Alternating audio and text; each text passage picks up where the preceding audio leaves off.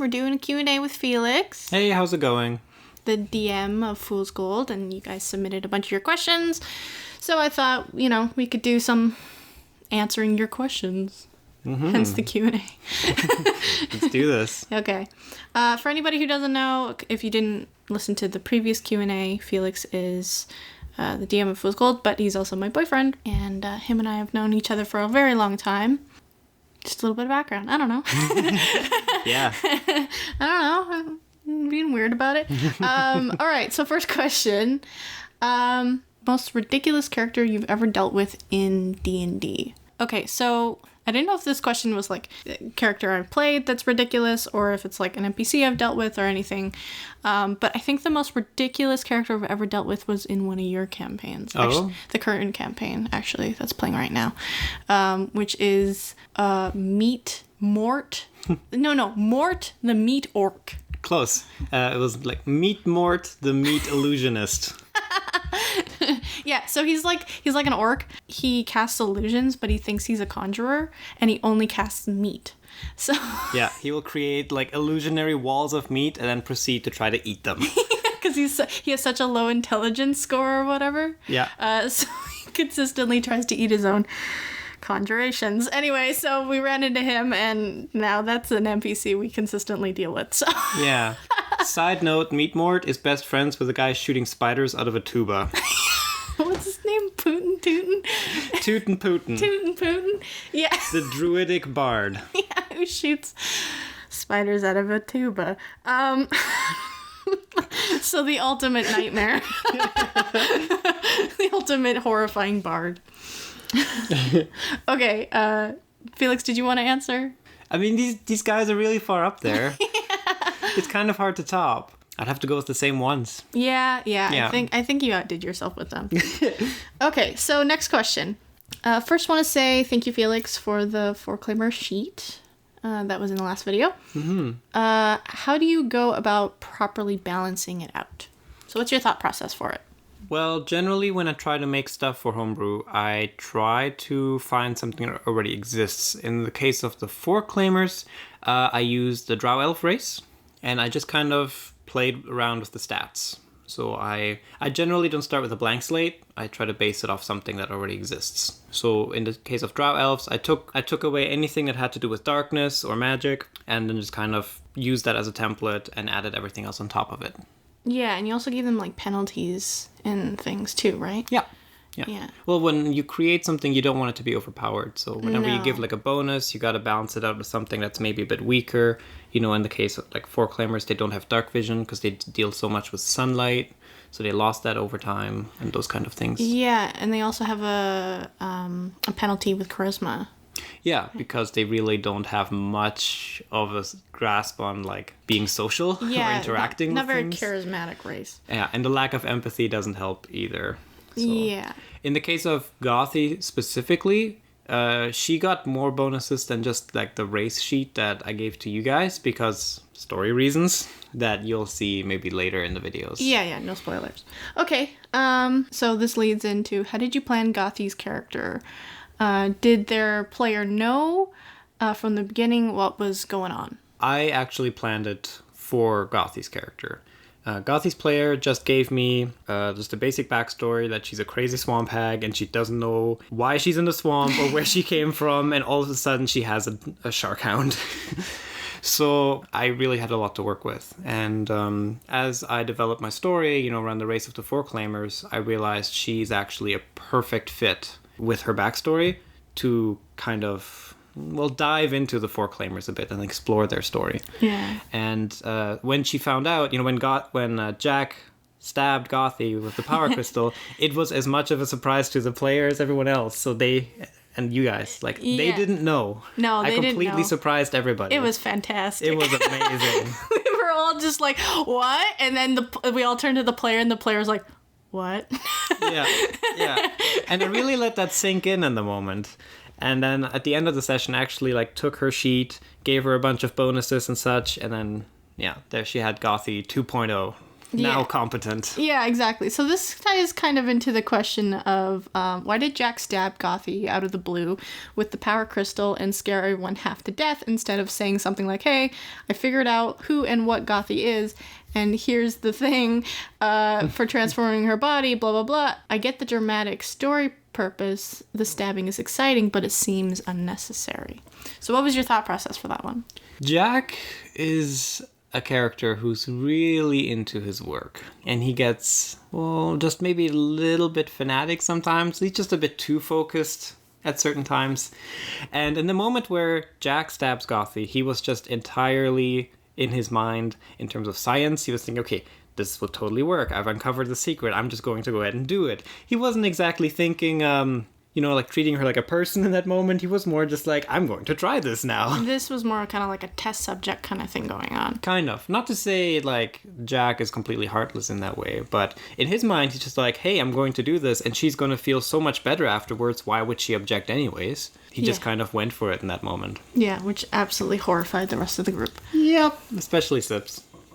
Yep. What else do we got? Yeah, next question.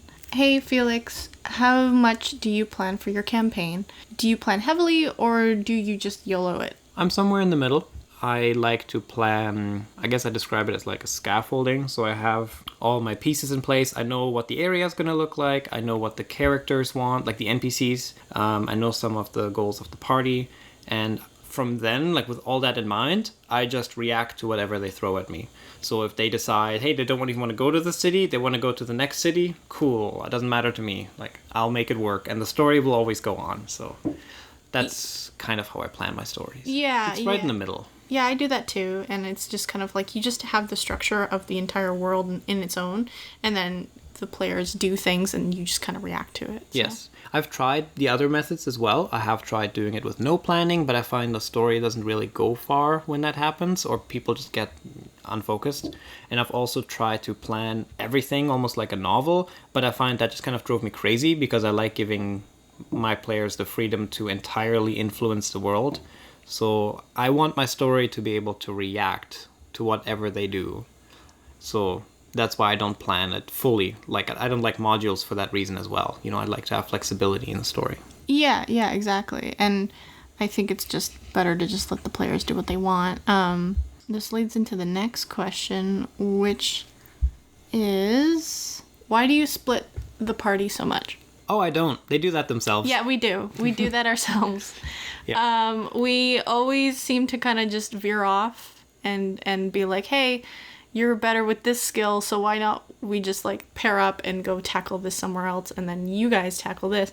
And it's just like, yeah, Felix never ever has influence on that. We are always the ones who determine if we're going to split up or not. Yeah, if I ever split them up, for example, if one of them goes to jail or someone gets stuck somewhere, it's in rare occasions. And it also has to be like, usually we deserve it.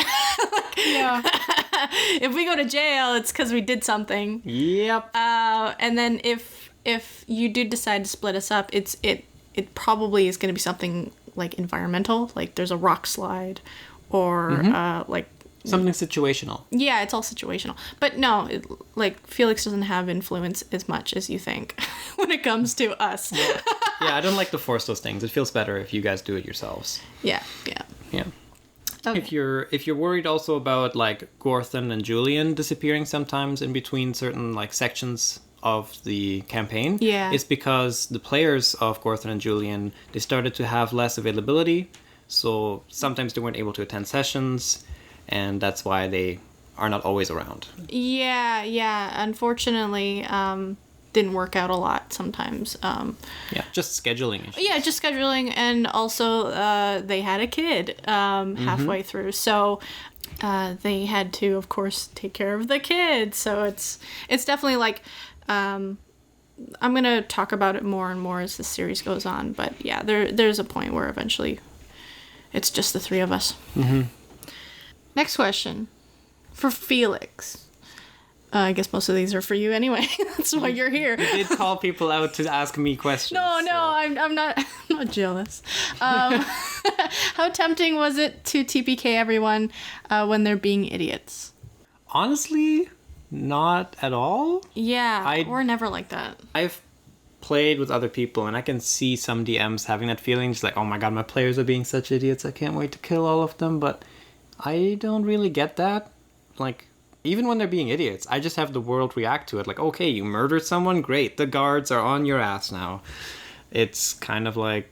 We're never, like, against the DM, and the DM's never against the players. Yeah. We're always trying to work together to create a story. Yeah, I don't exactly fight against my players. I mean, I don't know why you would want to, I guess. Everybody has different groups. That's true. Everybody's got different groups and how you feel. But for us, it's very cooperative. Everybody's trying, like, we're never going to purposely try to derail Felix's story out of, like, spite or even intentional, because we trust that you are going to take us somewhere that's worth it. Yeah, we generally trust each other well. And you derail the story plenty, but you don't do it out of spite. And we don't do it purposely. Yeah. Like, we just go, this is what our character would do, and they're going to do it. And then, of course, Felix is like, okay, I guess we're going over here. We're going over there. Yeah, instead of doing that thing. But, I mean, you didn't know what the DM had planned, so you just react the way you do. Mm-hmm.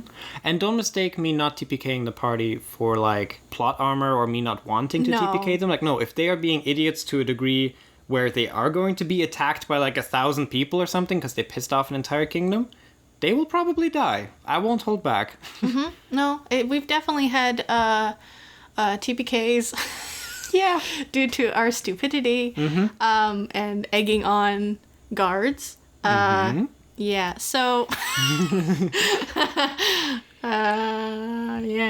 Did you want to talk about that one or no? No, I think we're fine. Okay. That's something for another day. We'll talk about that story another time. Just in some desert somewhere are a bunch of glass statues of a party of adventurers.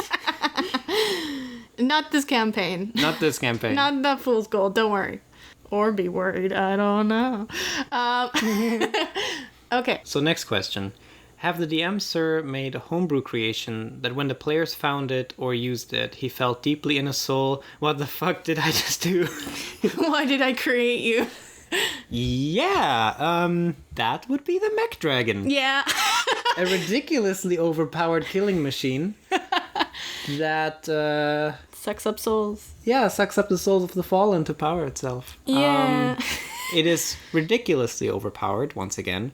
They killed another dragon with it in an epic fight, but didn't have too many difficulties defeating Gresh. Well, I mean, it did take us a while. We prepped for that. You really prepped. But definitely the dragon we used quite a bit. But, I mean, in order for you to give us that, you gave it heavy penalties in certain areas that I will get into. Oh, yeah. But not yet.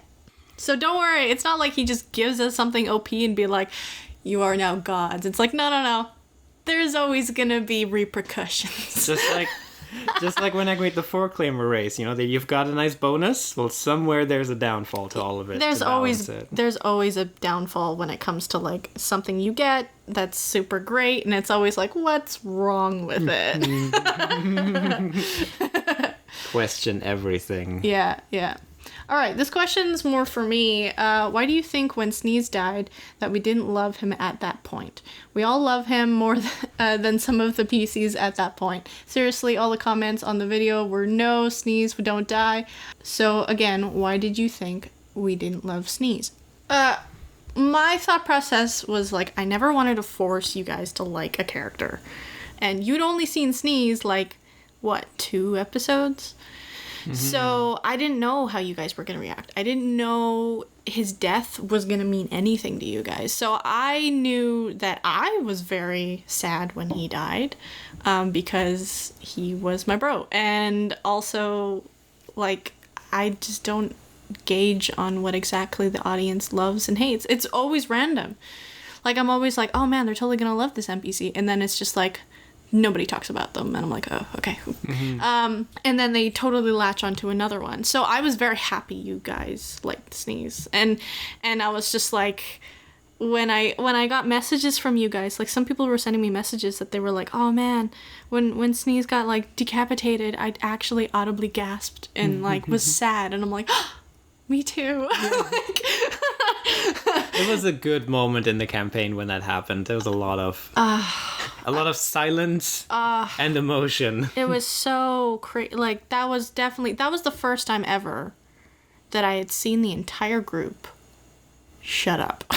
Like, everybody was quiet. And because we'd always been kind of a rowdy group.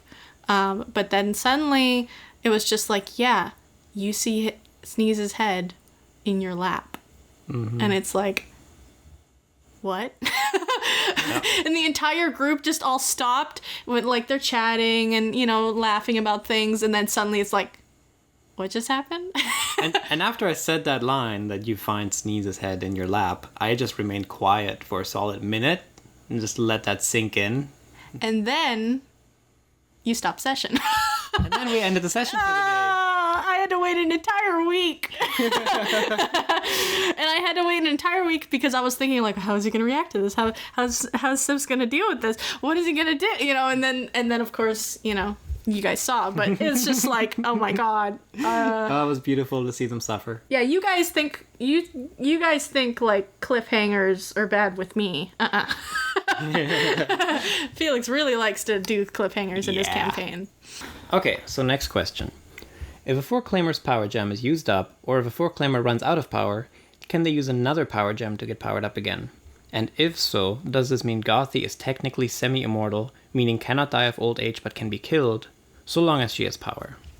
Well, a 4-claimer's power gem is really just a super efficient battery, so while a 4-claimer is using it, it's never going to run out of power. They're always going to stay powered up. But it doesn't increase their lifespan every time they use a crystal. It's more like a 4-claimer typically lives around to like 750 years or so, and while they are powered up, they would live maybe an extra 700 years. But if you then remove the power, they would maybe, they would live less years. Like they would, if they're already like 900 years old and you take the power crystal out, then it's not going to end very well. It's about like 100 years of fallout. Yeah, because the power crystals just keep their bodies at peak performance. So it's like as if you're always just, perfectly worked out, you're perfectly eating. That is what the power crystal is doing to their bodies. But eventually, when they reach that extra lifespan, like they're like 1400 years old, their body is just done. It's not a robot. They're still biological bodies. So yeah, they're still degradable. Yeah, and after using a body to peak performance for 1400 years, it's simply going to be done. It's destroyed. They can't live longer than that. Yeah. So... Cool. Yeah. Next question. How do you deal with problematic ability like flight? So like in combat, if I cast flight on myself. Well, it's not really problematic. It's just another ability. You just deal with it like anything else. So let's say one player has flight, the rest of the party's on the ground, and they're fighting, let's say, a bunch of goblins or something, and the player that's flying is just like, haha, I'm up in the air, you can't really hit me. Okay, so think if you were the goblin, what would you do? You could run away if you're scared, but maybe they're crafty and they simply take another party member hostage and say they're going to slit their throat if they don't come down on the ground. Or they throw a goblin at them. Maybe they have a big, like, buff bugbear or something that will just throw the goblin up in the air. Or they have crossbows. They have crossbows. They could have, like, a net that they would use. There's tons of stuff you could do. Oh, yeah. And vice versa, if an enemy has that ability, well, the players can just figure something out. Yeah. Throw the player at them. Yeah. Which we've done that. Yeah, definitely. But I don't think there's any, straight up problematic abilities.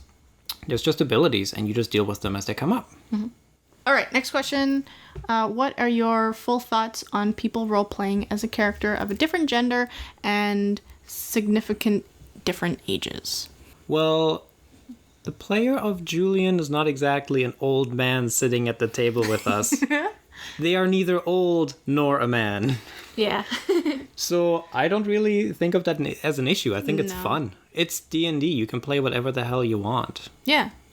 You can play whatever the hell you want. And I don't think anybody should be limited. Exactly. So.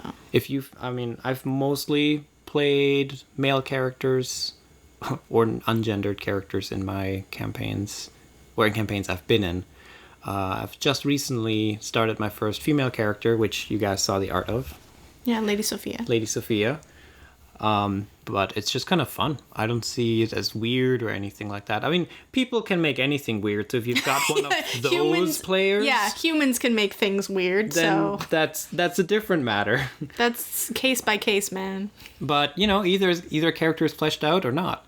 Especially me in the role of a DM, I have everything. I have old wise men in the mountains that I've role played. I've also got little 12-year-old powerhouse crazy powerhouse chicks that I've played. Like everything as a DM, I have to role play my NPCs. Yeah. So go for it. Have fun. Yeah. To Felix, as a DM, how do you encourage your players to roleplay? I can only encourage. I couldn't force. Yeah. Again, that depends on the party and how much you trust each other. Our party, we're all close friends, so we're pretty comfortable just, role playing it all out. There's some rewards you can do. I did introduce the system of inspiration points, which I think is from 5, but I just used it in our campaign as well. So I would just say whenever they had a really, deep character moment or a really solid roleplay moment, I would give them a point of inspiration that they could use to re-roll a bad roll. Yeah. That really worked well. But now we roleplay so much that you can't give it to us all the time anymore. I've actually changed inspiration now, where literally if they interact with NPCs and they're feeling inspired because of it, let's say they saved the village and the village is all cheering their names, that will reward them inspiration instead. But other ways to encourage roleplay is to simply prompt your players. So I would start by, if I'm DMing, I will really roleplay my to my best. My NPCs will be fleshed out, my worlds will be alive, and the NPCs react to everything the party does.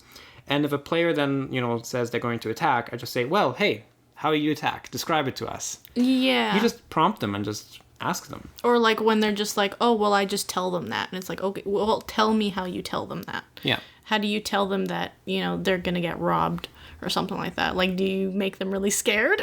Exactly. There was one more thing I also did when it came to things like diplomacy or intimidate. I would just ask them to say what they were going to say, and I would then give them a bonus on their roll depending on how convincing that is. Mm-hmm. Nowadays, we rarely really use those skills anymore because you just roleplay it out anyways. Yeah. But that's how I got them started on it. Yeah, and we also have kind of the rule where it's if you're ever trying to intimidate a player or diplomacy, you don't roll. No, there's no rolls there. There's no rolls there. It's literally you're just talking with that player. And then I kind of have a rule with my campaign where it's if you know an NPC for a long period of time and you gain a trust with them, you don't have to roll if you try to bluff them, because they will naturally believe you because you're their friend. So if you bluff them, it's on you. Yeah. And the consequences will come on you. Mm-hmm. So it's just that's how I kind of deal with it. But if it's a new NPC, like a guard or something, it's roll, because they have no idea who the hell you are. Mm-hmm. But if you're dealing with a new player, I would simply say prompt them to describe their actions. Yeah. So next question. What did everyone sell when they were merchants? What did you sell, Sips? Wanna share with the people? Yeah, maybe. Sips sold knickknacks. Knickknacks? That's putting it polite. Okay, he's quite he likes antiques. And he would curse them.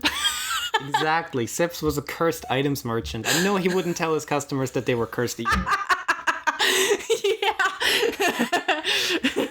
I did so much bartering with that, and my God. And so much shit bit me in the ass.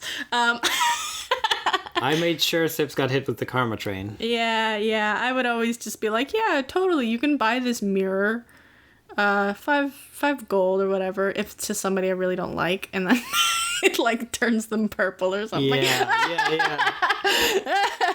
So much hair loss. Yeah. No, that was really, really good. Gothy sold potions. Yeah, potions, herbs, everything, druid stuff. Yeah, druid stuff. Arena textiles. Yeah. And clothing. Mm-hmm. Did some tailoring. Yeah, tailoring. Gorthan was a blacksmith. Yeah, Gorthan, blacksmithing. And also ores. He would sell ores. Did he mind? And Julian was an engineer. Yeah. So he would just, design buildings, build buildings, machines. Fix things. Gadgets. Yeah. Eventually he learned about robots. Yeah, and just full on, he made an entire cart system that was crazy, and that was really cool. Mm-hmm. Yeah, so that was mostly what we were doing. before everything went to hell. Yeah. Next question. Felix, do you give us permission to alter the Foreclaimer stat block to fit the 5th edition, which there is now a 5th edition sheet out?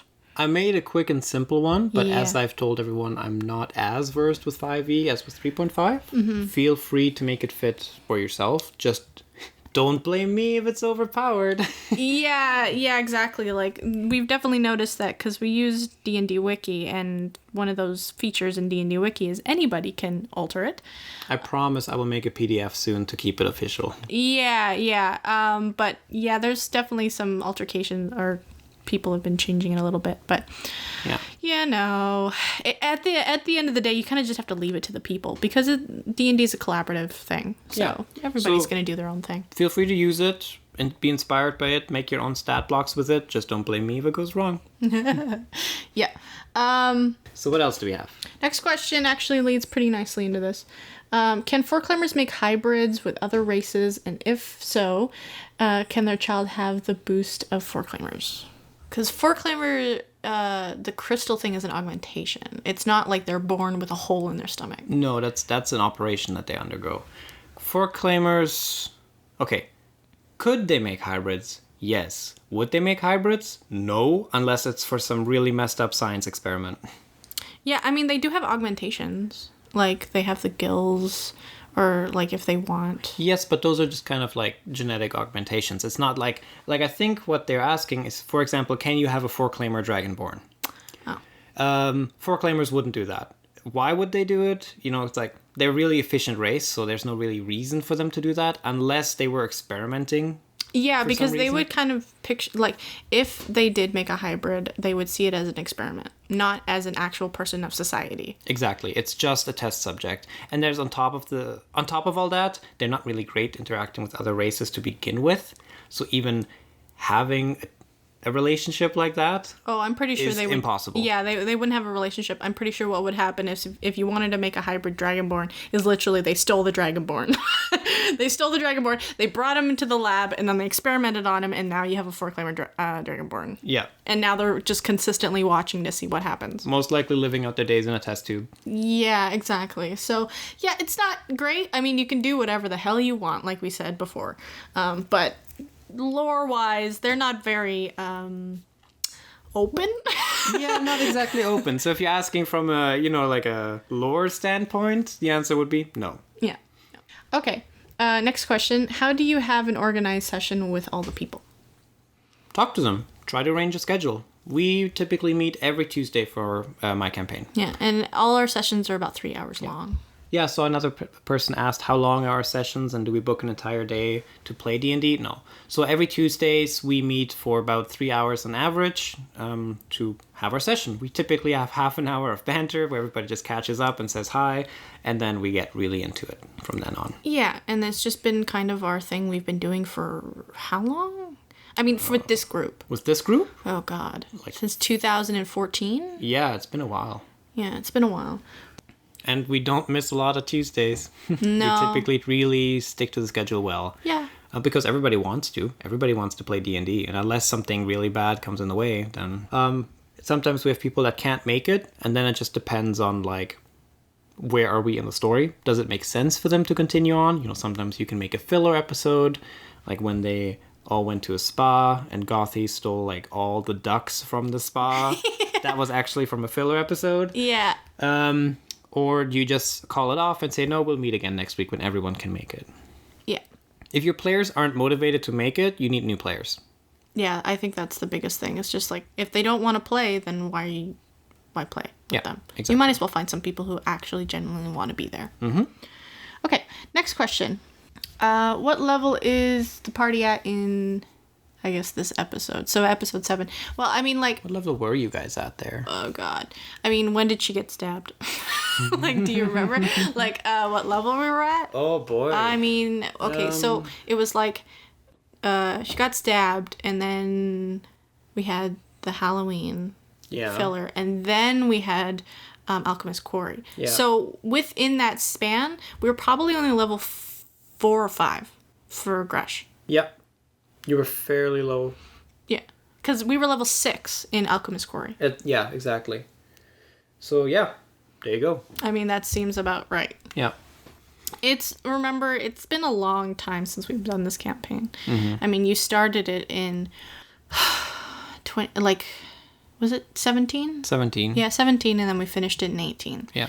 So, it's been a while. Yeah. I can already hear some people asking, what? They were only level 4 or 5 and did all that crazy stuff? Yes. I put my players up to quite the challenge, and I let them all the time, and I let them figure it out. Yeah, that's the thing, is that Felix's style of DMing is to give us challenges, lots of challenges, and kind of the way that it's like you can't just brute force this. You have to, if you have a lady that has 9 hands that float and have a shit ton of whips on them. Sounds familiar. It's probably not gonna be in your best interest to just brute force it. You're gonna have to think outside the box. Or if you have a big mean green dragon at level 4, what do you do? Yeah. Well, I mean, we did find, because the thing is that the dragon came in and we knew we had to deal with it, but we didn't have the mech dragon for a long time. True. We had been like, oh god, we have to deal with this dragon, where we're only like level 3 or 4 or something. Yep. And then we found the mech dragon, which we didn't even know if we could run or move or anything like that. But then we figured out how it worked. And I should add to that, I didn't tell them they have to fight a dragon. They chose to fight the dragon. That's true. That was all on them. Yeah, we could have totally did an entirely different thing with Gresh, but we decided, you know what? I guess we're going to brute force it. Yeah. I mean, it worked, but it was definitely at a cost of just, like, the planning and... It was weeks of planning. The dragon. Yeah. Like, it was just... We definitely had to plan for that. It wasn't just like, okay, let's just go kill the dragon. It's like, no, it's a big fucking dragon. How do we deal with it? So. And then when they finally slayed the dragon, they felt so good about it. Oh, yeah. All that planning, all that preparation paid off in an epic battle. That was a good session. Yeah, that was a really, really good session. All right. Next question. How do you set a tone? I want to make a campaign over the summer, and I want me some tips. Okay, depends what kind of tone you're going for. Tone is always set by the DM. Sometimes I use music to reinforce what I'm saying.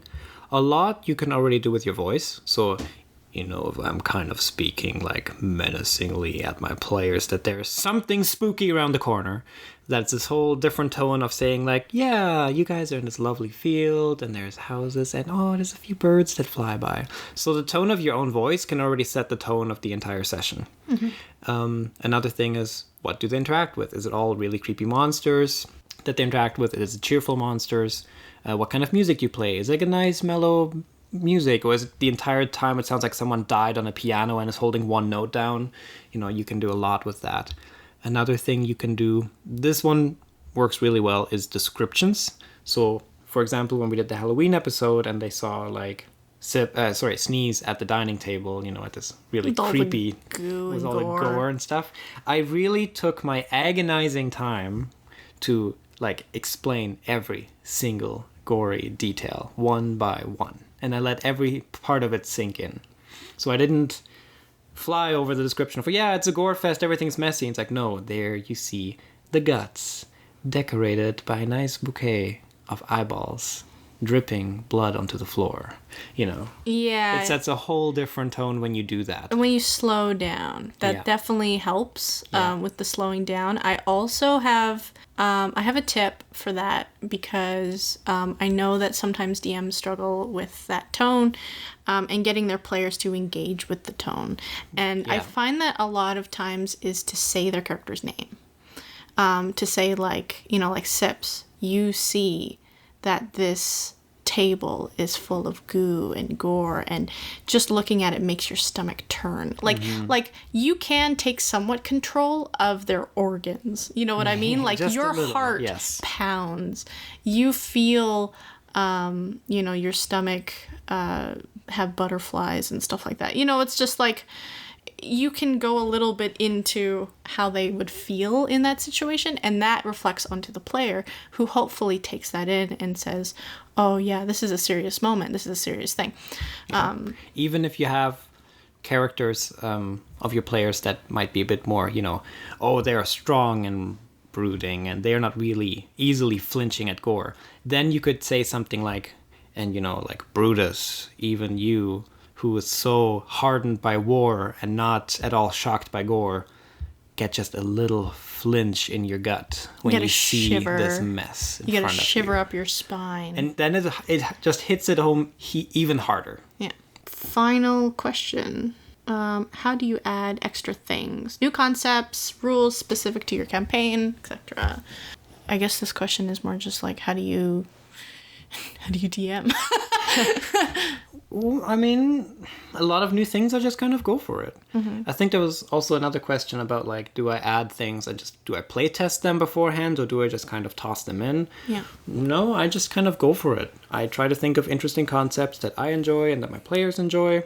I try to find maybe something similar that already exists in the D&D rules, and then I plop it in. I let them interact with it. If I need to make adjustments, then I can do that. It's no problem.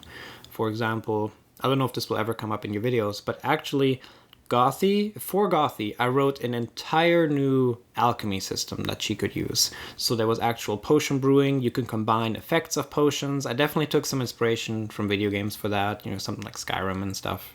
Oblivion, those kind of games. And it was a really cool, fun, intricate systems. And she made some crazy potions with it. She had a ton of fun.